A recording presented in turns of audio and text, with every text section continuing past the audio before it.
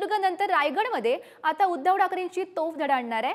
रायगड मतदारसंघातील महाविकास आघाडीचे उमेदवार अनंत गीते यांच्या प्रचारासाठी उद्धव ठाकरे आता सभा घेत आहेत। तर चंद्रहार पाटलांसाठी आदित्य ठाकरे मैदानात उतरल्याचं पाहायला मिळतंय। दोन महत्त्वाच्या अशा सभा पार पडणार आहेत। उद्धव ठाकरे यांची रायगडमध्ये तर आदित्य ठाकरे यांची सांगलीमध्ये ही सभा पार पडेल। दोन्ही सभेमध्ये नेमकं काय घडतं हे पाहणं सुद्धा महत्त्वाचं ठरणार आहे।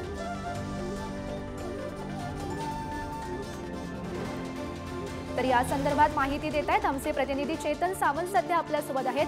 चेतन, आपण पाहतोय आज दोन महत्त्वाच्या सभा पार पडणार आहे। उद्धव ठाकरेंची रायगडमध्ये तर आदित्य ठाकरेंची सांगलीमध्ये सभा पार पडणार आहे। नेमकं काय घडण्याची शक्यता आहे? गौरी, अर्थातच आज सांगली लोकसभा मतदारसंघ असेल किंवा रायगड लोकसभा मतदारसंघ असेल, या दोन्ही मतदारसंघाचा आज शेवटचा दिवस आहे।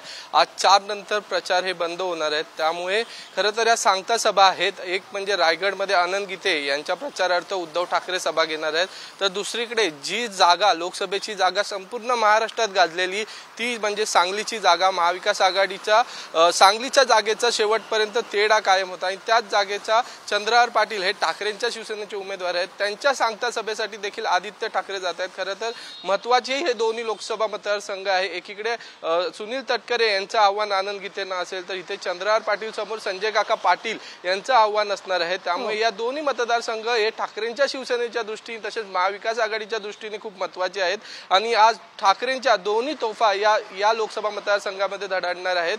खरं आपण पाहिलं असेल, कोकणात विशेष करून ठाकरे पिता पुत्र तळ ठोकून होते। गेले 2 दिवसापासून त्यांच्या सभा चालू होत्या।